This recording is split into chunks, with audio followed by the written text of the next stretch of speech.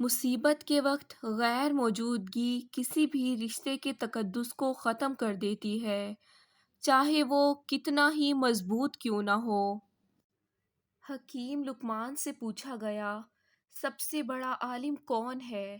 جواب دیا، جو دوسروں کے علم کے ذریعے اپنے علم میں اضافہ کرتا ہے۔ اگر تم چاہتی ہو کہ تمہاری اولاد نیک ہو، خاوند سے ہمیشہ رزق حلال کا تقاضا کرنا۔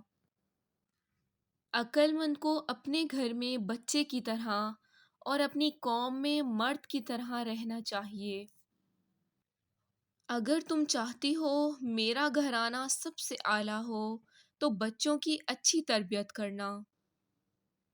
عبادت کے وقت اپنے دل کو قابو میں رکھنا، جب دسترخوان پر بیٹھے ہو تو اپنے پیٹ کو قابو میں رکھنا، کسی کے گھر جاؤ تو اپنی آنکھوں کو قابو میں رکھنا۔ آپ کو آپ سے بہتر کوئی نہیں سمجھ سکتا، لیکن کوئی اس کی کوشش کرتا ہے تو یقیناً وہ آپ سے محبت کرتا ہے۔ حرص سے روزی نہیں بڑھتی، مگر آدمی کی قدر ضرور گھٹ جاتی ہے۔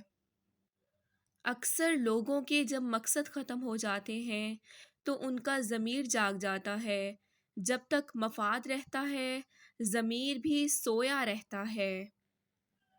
میں نے لوہا اور پتھر سب اٹھائے، لیکن قرض سے زیادہ بوجھل چیز کوئی نہیں اٹھائی، اسی لیے اپنی زندگی میں جتنا ہو سکے قرض سے بچنا۔